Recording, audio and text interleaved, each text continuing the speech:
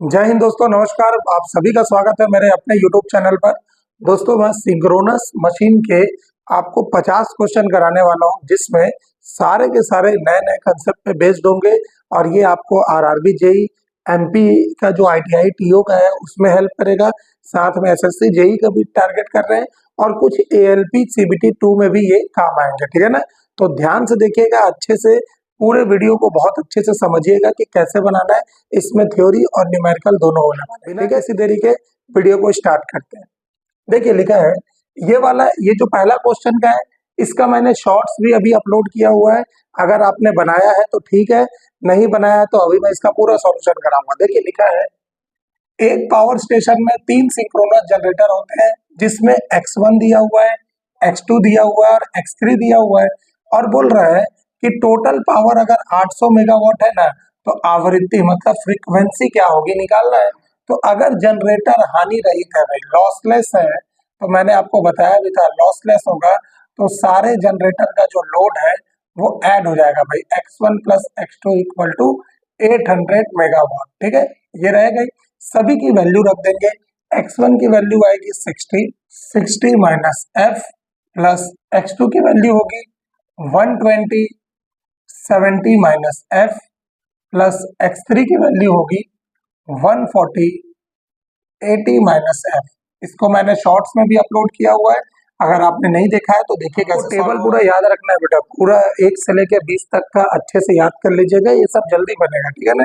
ये कितना हो जाएगा अगर मैं ये सबको ऐड करते हैं तो 3 2 0 0 है ना, ये माइनस ये 800 इधर हो जाएगा। ठीक है, इक्वल टू ये कितना है माइनस 60 माइनस 120 माइनस 180 और माइनस 180 एंड माइनस 140 मिला के कितना हो जाएगा 320। क्योंकि ये माइनस में है, उस साइड जाके क्या हो जाएगा प्लस में हो जाएगा। क्लियर है? तो 0 0 0 जो कटता है काट दिए। ठीक है, 2320 माइनस 80 करूंगा तो कितना आएगा 2240, यही आएगा 2240 इक्वल टू 32f। तो f इक्वल टू कितना हो जाएगा 2240 डिवाइडेड बाई 32। इसको आप काटिए, 7 दूनी 14, 1 7 21 और 1 22। तो ये 70 बार में पूरा क्या हो जाएगा कट जाएगा, तो आपका फ्रीक्वेंसी आएगा 70 हर्ट्ज। ठीक है, तो ऑप्शन नंबर 1 ये एमपी आईटीआई के टीओ में ना 2024 में आया हुआ क्वेश्चन है। आप इसको बनाइए, अच्छे से दोबारा बनाइएगा। ठीक है, चलिए दूसरा क्वेश्चन बोल रहा है एक अल्टरनेटर का कॉइल स्पान फैक्टर इकाई है, मतलब यूनिटी है, इसका शॉर्ट पिच कोण कितना होगा।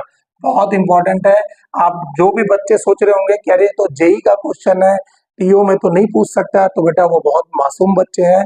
अगर उनको लग रहा है कि नहीं जेई का क्वेश्चन टीओ में नहीं देगा, तो ये बहुत बड़ी गलतफहमी है। एमपी का इतिहास रहा है पूरे क्वेश्चन को घुमा घुमा के देने का। ठीक है ना? ध्यान से देखिएगा, आपको बोल रहा है कॉइल स्पान फैक्टर, तो कॉइल स्पान फैक्टर और कुछ नहीं होता भाई, केपी होता है। KP equal to cos alpha by 2, ये फॉर्मूला होता है। अगर इसी को कॉइल स्पान फैक्टर बोलिए, चाहे इसी को पिच फैक्टर भी बोलते हैं, ध्यान रखिएगा ना, इसी को कॉइल स्पान फैक्टर भी बोलते हैं, पिच फैक्टर भी बोलते हैं। ऐसी अगर केडी का पूछता ना, तो केडी का फॉर्मूला होता है sine m beta by 2 divided by m sine beta by 2। इससे क्वेश्चन सिर्फ फॉर्मूला देता है, न्यूमेरिकल नहीं देगा। क्लियर है? तो यहाँ पर क्या होगा, मेरे को बोला है कि केपी की वैल्यू जो पिच फैक्टर है या कॉइल स्पान फैक्टर है, ये यूनिटी है। यूनिटी का मतलब एक है, तो कॉस अल्फा बाई 2 बराबर कितना है भाई, एक है। और यही जो अल्फा होता है ना, यही अल्फा और कुछ नहीं, ये शॉर्ट पिच कोण होता है। इसी को मेरे को निकालना है, शॉर्ट पिच कोण है ना, यही एंगल है शॉर्ट पिच एंगल या शॉर्ट एंगल या पिच एंगल, इसी को बोलते हैं। तो यहाँ से cos alpha by 2 equal to cos की कितने पे वैल्यू 1 होती है, तो कॉस 0 पे 1 होती है। तो यहाँ पे भी कॉस है, यहाँ पे भी कॉस है, तो अल्फा बाई 2 इक्वल टू 0 हो गया। तो अल्फा इक्वल टू 0 डिग्री। तो कॉस के कितने डिग्री पर शॉर्ट पिच कोण में यूनिटी होगा, तो ये आंसर आएगा ऑप्शन नंबर डी। ये भी आईटीआई टीओ का ही क्वेश्चन है, आप उठा के कभी देखिएगा, आपको मिल जाएगा। ठीक है, चलिए अगला क्वेश्चन। एक 500 megawatt 13.8 kV star connected alternator 3 phase alternator 0.8 power factor में कितना धारा प्रदान करेगा। ये हर बार मैं बोला हूँ बेटा, पावर से क्वेश्चन बनेगा, चाहे वो सिंगल फेस हो चाहे थ्री फेस हो। मैंने लास्ट टाइम भी आपके लिए लिख के भी दिया था पावर का पूरा फॉर्मूला, तो आपने याद होगा आपको मैंने क्या क्या लिखा था। फिर से मैं एक एक क्वेश्चन पे पूरा रिवाइज भी करा दे रहा हूँ। वीडियो पूरा देखेंगे अगर आपको, तो आपको क्वेश्चन पढ़ने का जरूरत नहीं पड़ेगा। पावर का डीसी में अगर बात कर रहा है तो V इंटू आई फॉर्मूला होता है, पावर बराबर V square divided by R होता है, पावर बराबर आई स्क्वायर आर होता है। अगर पावर का सिंगल फेस में बात करेगा तो पावर का फॉर्मूला होता है वी आई कॉस फाई, ठीक है। अगर पावर का थ्री फेस में बात कर रहा है तो पावर का फॉर्मूला होता है √3 वी आई कॉस फाई। इसी में अगर मेरे को एक्टिव पावर बताना है तो एक्टिव पावर हमेशा होता है V I cos phi. Reactive power अगर बताना है तो रिएक्टिव पावर होता है वी आई साइन फाई। और एपरेंट पावर आभासी शक्ति अगर बताना है तो ये होता है वी इंटू आई। क्योंकि यहाँ पावर का कोई बात नहीं किया है, इसलिए हम हमेशा एक्टिव पावर लेके चलेंगे। यहाँ पर पहले ही बोल दिया है थ्री फेस है, तो थ्री फेस में मैं ये फॉर्मूला लगाऊंगा, ठीक है। पावर बराबर √3 वी आई कॉस फाइव। यहाँ से हमको आई निकालना है, तो power divided by √3 V into cos phi. यहाँ से वैल्यू रखेंगे, आई कितना है 13.8, नहीं ये पावर दिया है 500 मेगावाट। मेगा का मतलब होता है 10⁶। ये भी आपको ध्यान रखना है कि 1 किलो का मतलब होता है 10⁻3, 1 मेगा का मतलब होता है 10⁶, 1 गीगा का मतलब होता है 10⁹, है ना।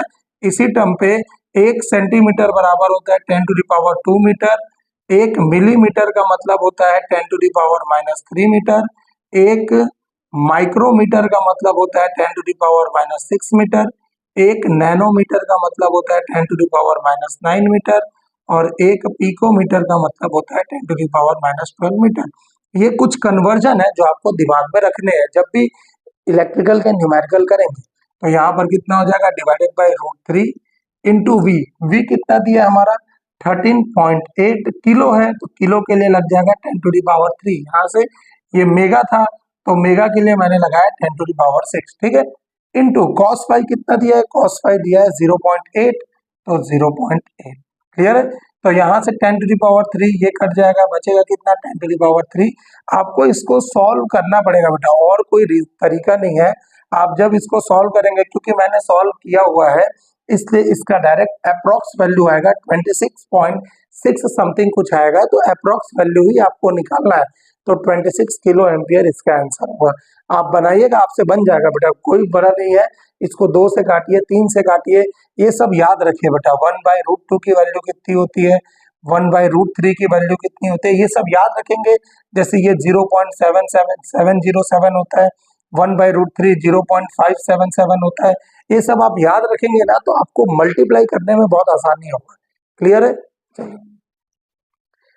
इनमें से किसका उपयोग फेज एडवांसर के रूप में किया जाता है, सिंक्रोनस कंडेंसर का जब वो लीडिंग पावर फैक्टर के साथ हो, फेज मॉडिफायर का लैगिंग पावर फैक्टर के साथ, सिंक्रोनस इंपीडेंस का लैगिंग पावर फैक्टर के साथ, या उपरोक्त सभी।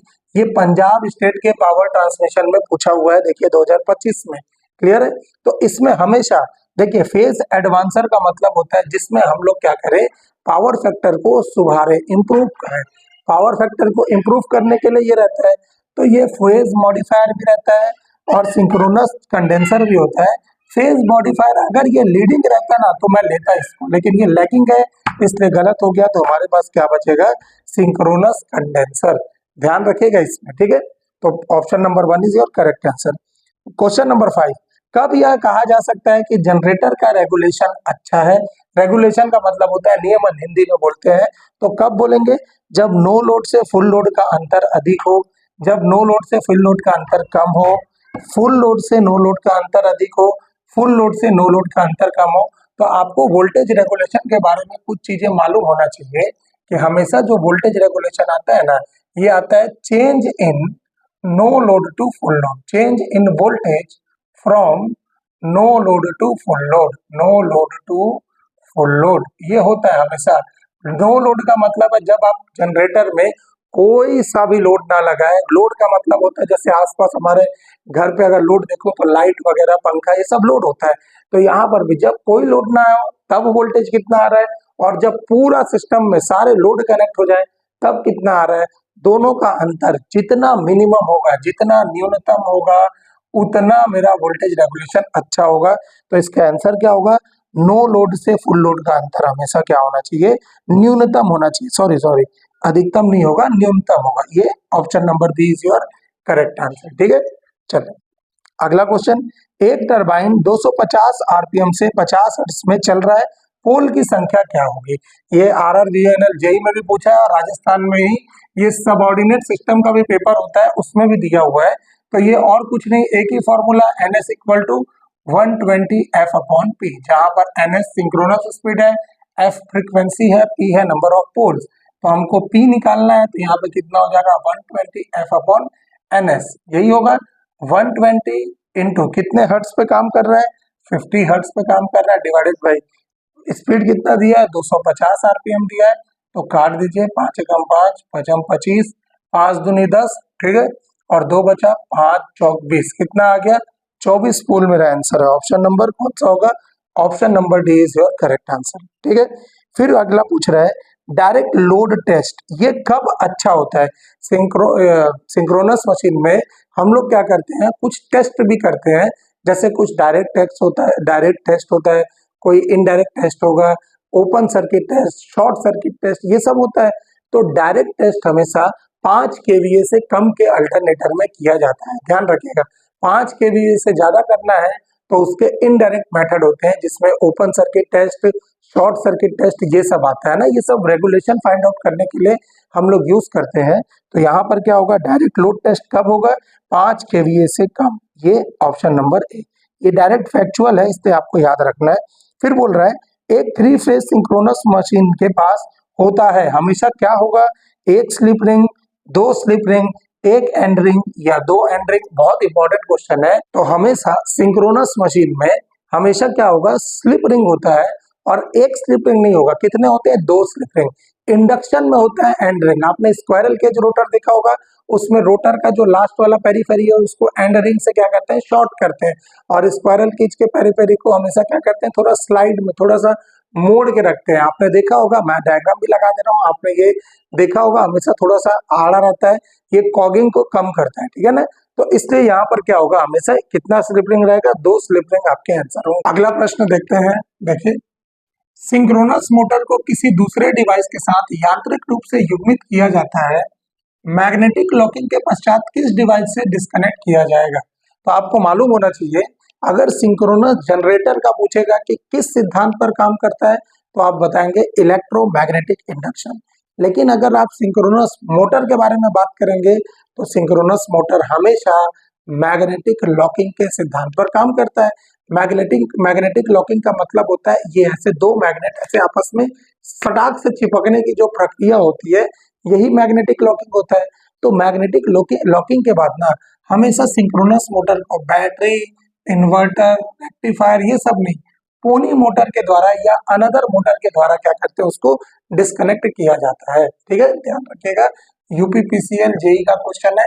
ये जो मैं आपको क्वेश्चन करवा रहा हूँ ना, ये ना सिर्फ एमपी आईटीआई के टीओ में काम आएगा, आरआरबी जेई के, आरआरबी एएलपी का जो पेपर होगा, इवन एसएससी जेई का भी क्वेश्चन इसमें आपके लिए शामिल हो जाएगा। साथ में आपको स्टेट के भी जो जेई लेवल के क्वेश्चन मिलेंगे, सबका मैं यहाँ पर एनालिसिस करवा रहा हूँ। ठीक है, तो वीडियो से बने रहिएगा। अगला लिखा है सिंक्रोनस मशीन के स्टेटर कोर को डैश लेमिनेशन के द्वारा बनाया जाता है। तो आपका ऑप्शन है stainless steel, silicon steel, cast iron, cast steel. SSC JE का क्वेश्चन है ये। तो हमेशा आपको मालूम होना चाहिए कि लेमिनेशन कोर को किया जाता है, और कोर का जब लेमिनेशन करते हैं क्यों करेंगे, एडी करंट लॉस को कम करने के लिए। तो हमेशा किसका यूज करते हैं, सिलिकॉन स्टील का यूज करते हैं। ठीक है, लिख रहा है किसी अल्टरनेटर में पिच फैक्टर का रूप कौन सा होगा। देखिए पंजाब के पावर ट्रांसमिशन में पूछा हुआ है। अभी मैंने बताया था आपको कि पिच फैक्टर होता है केपी बराबर कॉस अल्फा बाई 2। अगर केडी पूछे रहता तो हम बनाते, तो यहाँ पर क्या हो जाता है, option number D cos alpha by 2, जहां ये जो अल्फा होता है ये होता है शॉर्ट पिच एंगल। क्लियर है, या इसको स्लॉट एंगल भी बोलते हैं। क्लियर है, चलो। एक सिंक्रोनस मोटर में मिनिमम आर्मेचर धारा दर्शाती है। ये बहुत इंपॉर्टेंट है बेटा, ये जो है ना, ये मैं लिखना भूल गया था, एमपीपीसीएल के जेई में पूछा हुआ है ना ये वाला, इसमें ध्यान रखिएगा। मध्य प्रदेश के पावर कॉर्पोरेशन लिमिटेड में पूछा हुआ है कि एक सिंक्रोनस मोटर में मिनिमम आर्मेचर धारा किसको दर्शाएगी? हमेशा मिनिमम आर्मेचर धारा यूनिटी पावर फैक्टर को दर्शाती है, एकदम ध्यान रखिएगा। ये बहुत इंपॉर्टेंट क्वेश्चन है, अगर एमपी में पूछा है मतलब इंपॉर्टेंट है। अल्टरनेटर में एक्सटर्नल लोड सर्किट में धारा किसके द्वारा पहुंचती है? डायरेक्ट कनेक्शन के द्वारा, कम्यूटेटर के द्वारा, स्लिप रिंग के द्वारा या ब्रश के द्वारा? तो आपको मालूम होगा कि अल्टरनेटर में 2 स्लिप रिंग लगे होते हैं और यही 2 स्लिप रिंग का काम होता है एक्सटर्नल लोड सर्किट में धारा को ले जाना, धारा को पहुंचाना या धारा को कलेक्ट करवाना, ये वाला। तो इसका आंसर क्या हो जाएगा? स्लिप रिंग के द्वारा। ब्रश इसमें होता नहीं है, कम्यूटेटर इसमें होता नहीं है, डायरेक्ट कनेक्शन होता नहीं है, स्लिप रिंग के द्वारा ही किया जाता है। सिंक्रोनस मोटर की गति को इनमें से किसके द्वारा परिवर्तित किया जाएगा? तो आपके ऑप्शन है आवृत्ति, लोड, उत्तेजना मतलब एक्साइटेशन, या सप्लाई वोल्टेज। तो आपको मालूम होगा फॉर्मूला NS = 120 F/P, ये रहता है। क्योंकि पोल्स अगर देता ना तो पोल्स को बढ़ाते तो स्पीड कम हो जाता। यहाँ पर ना जो सबसे बेस्ट ऑप्शन है वो है आवृत्ति, कि आवृत्ति को मैं बढ़ा और घटा के क्या कर सकता हूँ? स्पीड को कम ज्यादा कर सकता हूँ। क्लियर है, लेकिन ये क्वेश्चन क्या है? विवादित था भैया, ये ध्यान रखिएगा। पंजाब के स्टेट पावर ट्रांसमिशन लिमिटेड में पूछा हुआ था 2021 में ही, ये विवादित क्वेश्चन था। उसमें जो आयोग था वो एक्साइटेशन लगा के भेज दिया था, जबकि इसका सही आंसर आएगा आवृत्ति। क्लियर है, चले। ये ITI बेस का क्वेश्चन है बट आपके लिए इंपॉर्टेंट है। अल्टरनेटर की लगभग 1 megawatt rating hollow water cooled conductor के लिए उपयोग किया जाता है। हॉलो का मतलब होता है जो खोखला है, पानी का मतलब द्रव, कूल का मतलब ठंडा, कंडक्टर का मतलब चालक, उसमें यूज किया जाएगा। तो हमेशा 1000 मेगावाट रेटिंग का जो अल्टरनेटर होगा हमेशा हॉलो वाटर कूल्ड कंडक्टर के रूप में उपयोग किया जाएगा। ठीक है, अल्टरनेटर सदैव डैश में घूमती है। भैया अल्टरनेटर किसमें घूमेगी? क्या सिंक्रोनस स्पीड रोटर स्पीड से ज्यादा होगा? रोटर स्पीड सिंक्रोनस स्पीड, ये एक्चुअली ऐसा होगा, ये एरो ऐसा होगा, माफ करिएगा, ये सुधार लीजिएगा इसको। रोटर स्पीड सिंक्रोनस स्पीड से ज्यादा होगा, या ये दोनों आपस में बराबर होंगे, या नन ऑफ द अबव। तो हमेशा रोटर की स्पीड सिंक्रोनस स्पीड के बराबर होती है, तभी इसमें स्लिप की वैल्यू हमेशा कितना आएगा?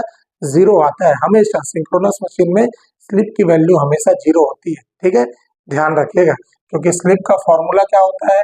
NS - NR / NS, यही होता है।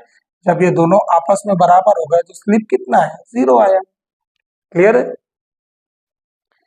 अब देखिए इनमें से कौन सा मेथड सिंक्रोनस मोटर में वोल्टेज रेगुलेशन प्राप्त करने के लिए नहीं किया जाता? बहुत इंपॉर्टेंट है, ध्यान से देखिएगा बेटा। इससे मैं ऐसा डेटा दे रहा हूं आपको जो हर बार आपके पेपर में देगा। सबसे पहला लिखा है synchronous impedance method. Synchronous impedance method, इसको हम लोग बोलते हैं EMF मेथड भी बोलते हैं, EMF मेथड भी कहा जाता है।